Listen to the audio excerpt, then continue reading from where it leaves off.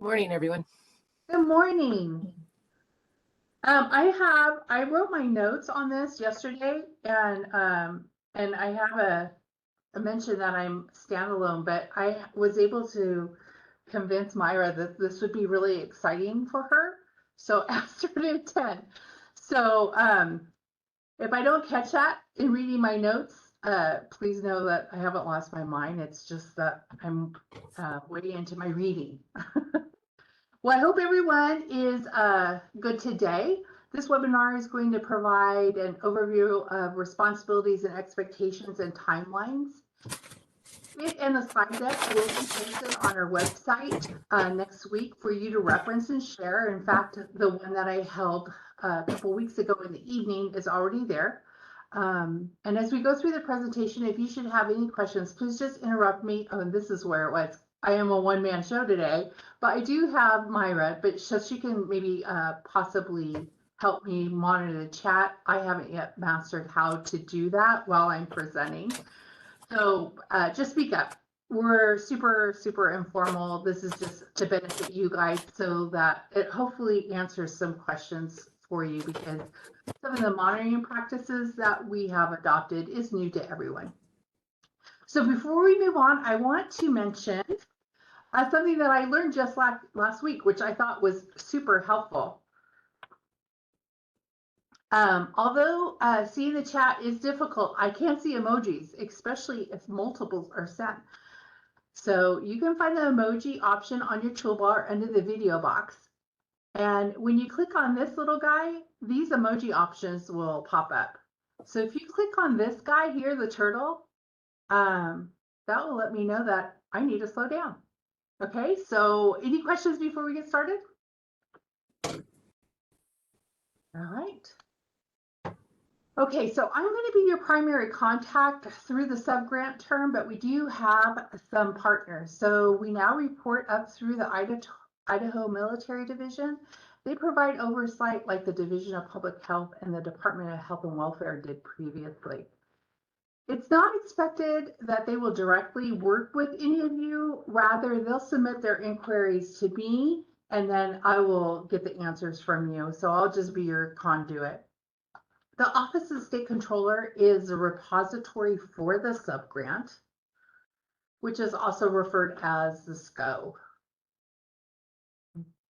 The tasks that occur during the time frame between the application and intake through the subgrant execution is lengthy and includes many steps. All of this has been conducted, and I am responsible for drafting the specifics of each agency's award contained in the scope of work, the cost and billing procedures, reports, security term memorandum, and the subgrant performance plan. Now, I drafted all that in a master template and have provided it to my contact here at IMD early in July. It was basically just removing references to the department and the division and replacing it with IMD. So I submitted that to them to get their feedback so that I could begin, so that I had a template ready to go to put in the specifics for each of your guys' awards. And I am waiting on the input from the JAG on that. Once I hear back from the JAG, I'll be in a position to submit the new drafts with specific information to the to IMD to get them to finalize the subgrant. And I'm very optimistic that this will be completed by the end of August. Now, the division's responsibilities, when I submit the subgrant pre-draft with the specifics to IMD, they're going to add additional terms and conditions. It just contains the most current verbiage per the last legislative session. I've seen sometimes, I'm relatively new to this position. Sometimes it comes with extra disclosures about abortion, mentions of Israel is what I have seen. Who knows what else it could. So they add that because they're the SME, or the subject matter expert on all the contract legalese. Okay, Then, so they submit that, and then they will begin working with the state controller's office, SCO, as I mentioned earlier, to get it logged into the system, secure a number for the subgrant that is like the title. It's what I referenced when trying to find the information about your specific subgrant, and they'll load the dollar amount, which allows us to pay you. This is put into it's Idaho's Enterprise Resource Planning System. We call it LUMA for short. It's a platform that manages the budget, finances, procurement, human resources, payroll, the payment to the vendors, everything for all state agencies. Once that is complete, IMD will return that updated subgrant to me to get your signature. My expectation, as I mentioned earlier, that I should have these to them by the end of August. So I am hoping to have subgrant drafts distributed to the agencies in mid to late September. At that time, the agency will need to sign and return the subgrant to me within 3 to 5 days. In the next couple slides, I'll go over what the agency needs to review and edit in case it's not correct. But before we move on, if you haven't already, please begin to work on getting your post-award quote. This quote will need to be dated after the award letter, which I believe was dated,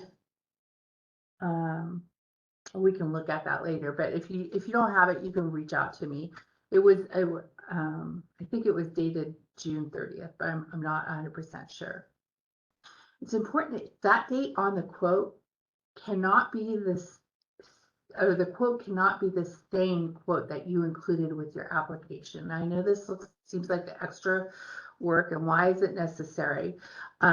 If you have difficulty with your vendor, I'm happy to accept just a note from the vendor, a handwritten note on the quote, or an email just saying the quote submitted with the application is still good.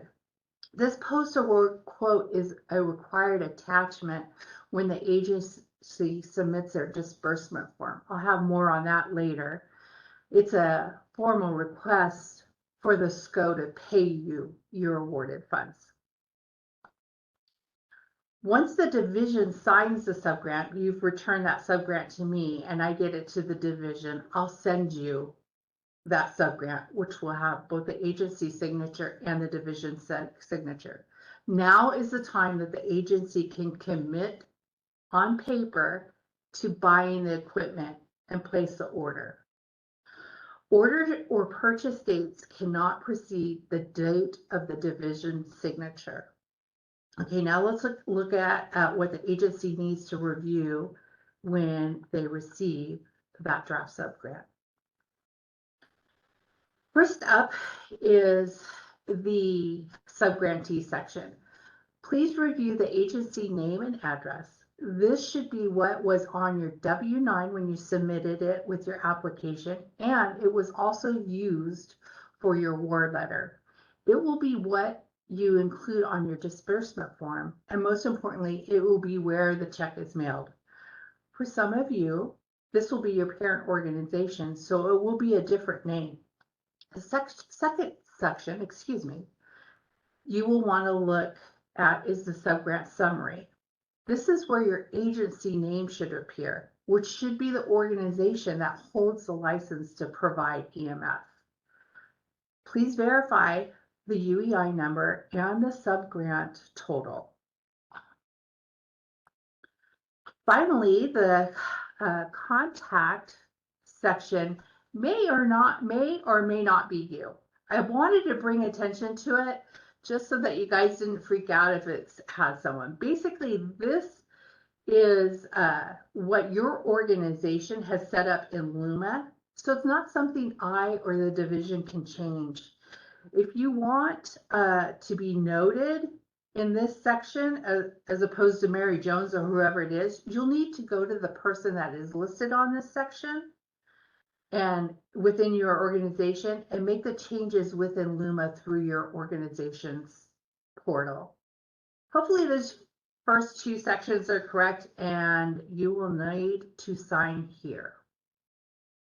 Again, I just want to reiterate, please do your best to return these within 3 to 5 days.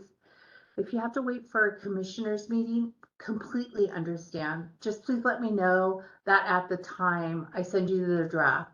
What I want to avoid is sending my contracts person here at IMD. I don't want to spam his email. I'm going to just, once I start getting the subgrant out, I kind of want to make sure that I get them to him in batches. So I will just calendar that myself. Okay, so the timeline and the awardee responsibilities. This is going to be between September through October.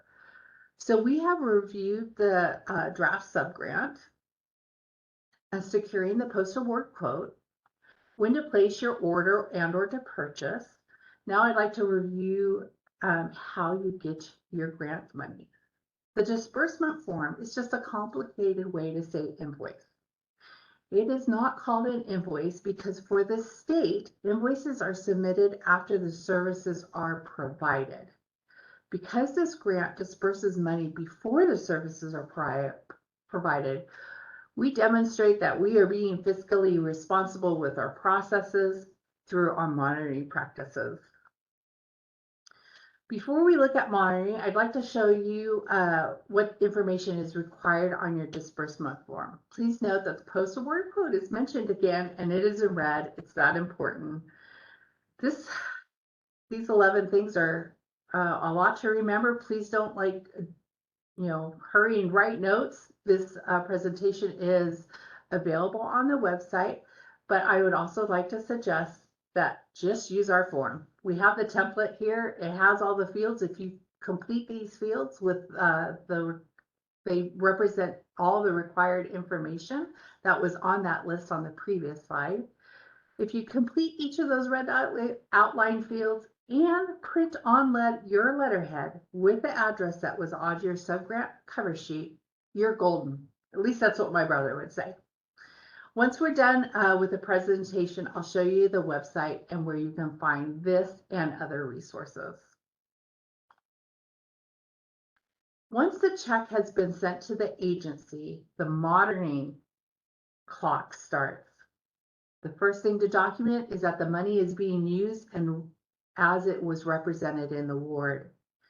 In the event that the purchase will be delayed beyond 90 days, the Bureau is required to document that the money has been deposited and is being held safely through the delivery and the payment of the vehicle or equipment. As I mentioned earlier in this presentation, dispersing funds before services have been provided requires enhanced monitoring measures to document that we are being fiscally responsible. A subgrant can be audited at any time, showing that the money is being held securely or has been spent is priority number one. This can be done by providing a bank statement or validated deposit slip to me via email with an expected delivery timeline. This verification, the type of verification must be done on a quarterly basis until the grant monies have been expended. If the agency expects to have delivery and payment completed within 90 days of receiving the money,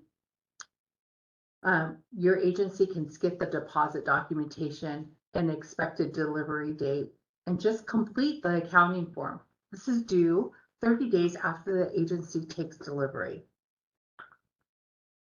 If the award is for a vehicle, there are additional requirements which I can address during our quarterly check-ins that I just mentioned, or we can chat after this webinar. It gets a little, it's a very messy flow chart, so I'm not sure if I have any vehicle award attendees here, but I hate to muddy up the basics with the vehicle stuff. So the accounting form, and again, this is what you're going to use to kind of close out the grant, actually to prove that you have spent the money on what you requested. So just think of this as a cover sheet. It documents that the equipment's been received and paid for. It does require the supporting documentation, which is noted there in 1 and 2, which is an invoice and proof of payment. This form also can be found on the EMS grants page at idahoems.org under resources. And I mentioned we will jump over there after this webinar. So the final stages of monitoring require 2 biannual check-ins to make sure that the equipment remains in the possession of the agency and is still, excuse me, and is still in good working order.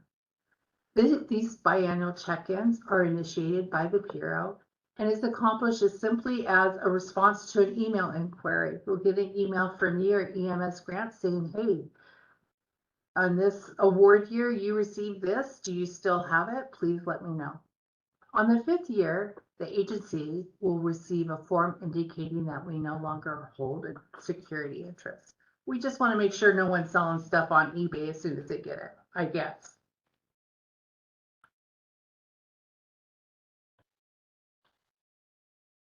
Upon receipt of the counting form, that will trigger me to issue you, the agency, a closeout letter for your records. At the latest, it will occur 30 days prior to the subgrant term ending. If the delivery of the equipment is delayed beyond the subgrant term, the agency is required to request an amendment. So again, 30 days, this is prior to the end of the subgrant term. I will have it calendared, and that's just if I'm really busy and not able to, I try to get you that closeout letter just as soon as I receive the accounting form. That way it's documentation for you and I. If anything should happen, if someone, the SCO or CAP, who knows, could contact you and say, hey, you didn't do this. I got this closeout letter. It says I did everything. And then the amendments to drafts should be started 90 days prior to the end of the subgrant term. Again, I hope that I'm on top of this and I have it calendared and I know that you're going to have a delay in delivery, that I will initiate that. But I would suggest that agencies calendar their subgrant in term date, and then 90 days prior to that, maybe just a gentle reminder to yourself that your subgrant term is about to end. Mentioned the department maintains that 5-year security interest. You cannot sell or transfer the equipment or vehicle until 5 years have passed, beginning 30 days after the invoice date. Another term that's in the subgrant that will be flushed out through these biannual checks is that if the equipment is broken, it has to be replaced. Hopefully your equipment, in the subgrant content, it does say you need to have a 1-year warranty. Hopefully with some of this equipment, it is longer than that. And as I mentioned, inspection, pretty much just an inventory check-in, will occur every 2 years through the 5 years. And of course, this is just like my catch-all phrase. Part of monitoring requests is that you need to provide any pertinent documents and records related to the funds upon request. Off the top of my head, I can't think of anything, but sometimes in doing the monitoring, other things have fleshed out. I know there was a scenario prior to me coming onto the Bureau in this position where a vehicle A was awarded, but after getting the award, the agency thought they needed a different type of vehicle. And that's just a no-no. So that's where additional documents might be requested. We're pretty much at the end. I just wanted to go over a few best practices before we jump onto the Idaho EMS website and show you where the resources are.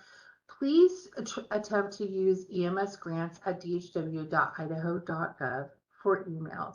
I am guilty of this myself, but the state has a policy that if an employee leaves, they just get rid of the email accounts and their whole profile within 90 days. And lots of times with email, there's a lot of documentation in there. This way, if I should be out on an extended leave, move on, retire, whatever the case may be, the important documentation will be in this email. I would also like to ask that you always include your grant year and name. Many agencies have several awards spanning over the different years, and with me reviewing or monitoring these grants for 5 years, lots of times we could be talking about what we think is the same thing, but not. But so if you include the grant year and the name, I can make sure that I'm looking at the right folder. Include your agency name, and then absolutely include your subgrant number, which is right on top of your subgrant title thing when you're signing that. Also, one agency point of contact is appreciated. Again, it gets a little confusing when we're dealing with multiple years and of grants and then multiple contacts. I have one agency that has me deal with legal stuff with one person and then financial stuff with another person, and often those people are not familiar with the different grants, so there a lot of miscommunication can happen. Also, another thing that I found is staffing changes. Lots of times administrators or the grant people will change out. Those need to be communicated with me and done so timely and in writing. I had one particular agency when I first joined in this position that the person was no longer there, and I was getting bounce backs, and we hadn't been able to verify. We knew that the cash was checked, the check was cash, but we didn't know if they had received their vehicle, and it was like 2 or 3 years in. So that was I had to like become very familiar with the community and contacting the county clerk and the treasurer to try to chase that money down. Again, subgrants can be audited at any time, and with us receiving the federal dollars associated with COVID, we got to experience that enhancement of involvement. So it was quite interesting. Okay, Idaho resources, the idahoems.org. I'm going to take you guys there unless you guys have any questions before we hop over there.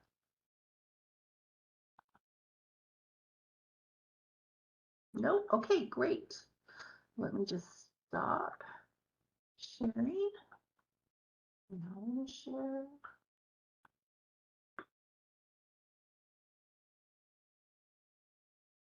Hopefully you can see the Idaho Department of Health and Welfare thing. You're just going to go to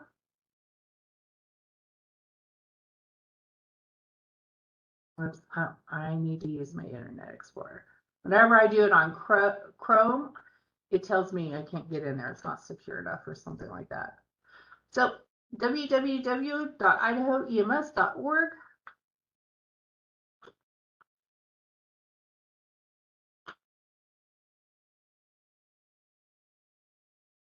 Down here to EMS grants.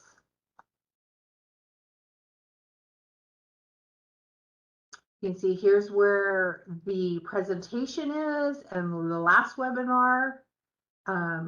This webinar will be here. We have our award list, other just FYI stuff, and here are the resources. So if you need to fill out a W-9, some information on how to get a UEI, you guys all have them. The webinar recording of the application, I thought that might be helpful for people when they want to apply for this next year. Here's our disbursement request and our accounting form. You can see on this disbursement request, I have the instructions and what needs to be on there. So if you don't want to use this, if If it's easier for you to create your own, it's all right here. The accounting form, I believe I have, no, it is not updated. These will all be updated to IMD. But fairly, I think straightforward. And here's the grant vehicle guidelines. Do I have anyone on the call that did receive a vehicle? Yes. Okay.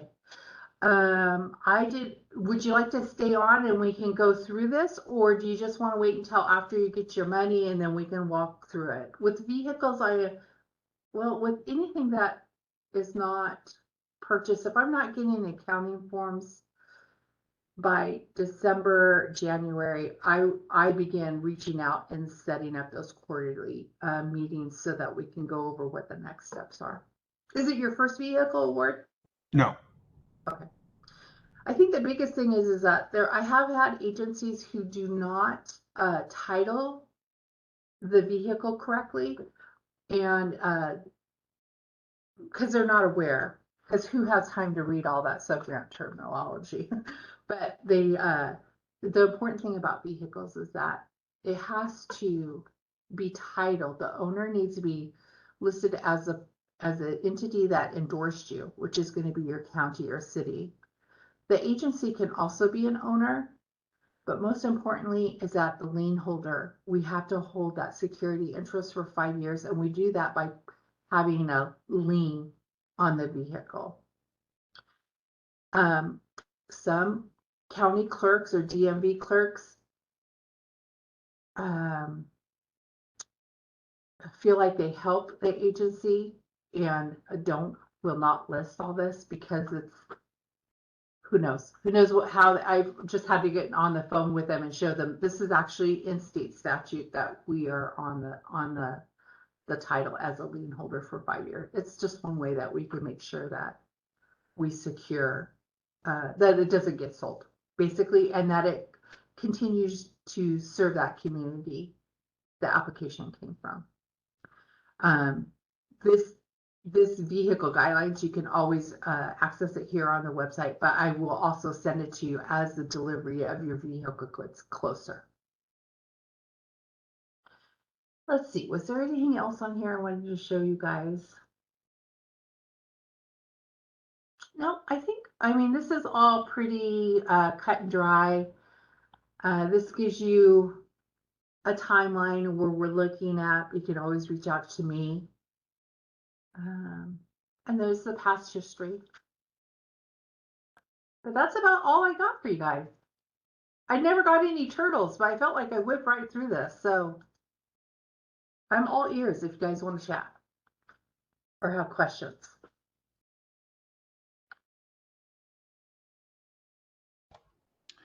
I'm good because I'm sure, absolutely confident you and I will be talking as it gets closer.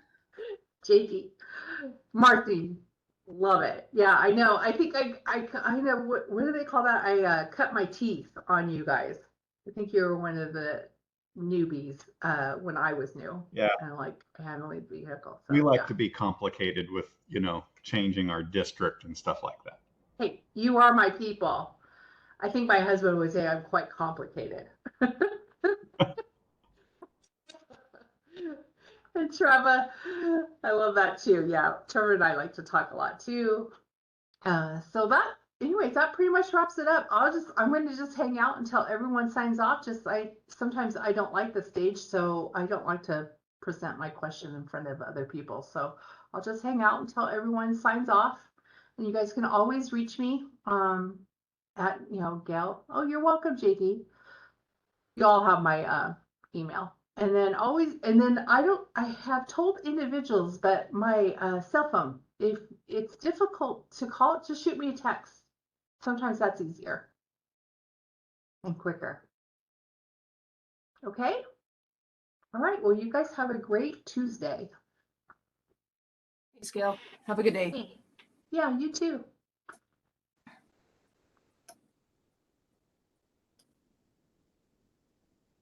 Any questions, Jeff? Oh, no audio. Let's see. There you go. No, for some reason, still no audio. Do you want to just give me a call?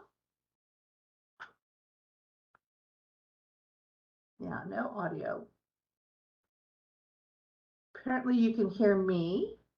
I'm just going to put my cell number in the chat and you can just, yeah. I don't know it off the top of my head, so I have to look it up. And I closed everything out, so 1 second. I know it's a weird area code. So 986 236 1179.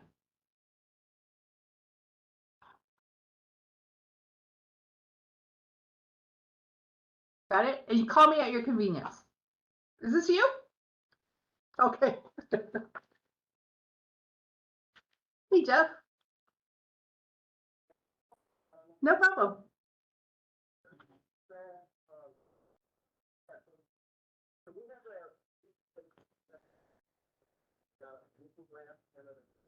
Wonderful.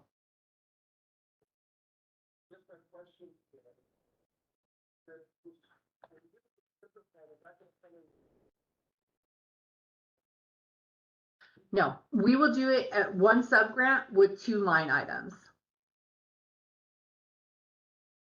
Okay,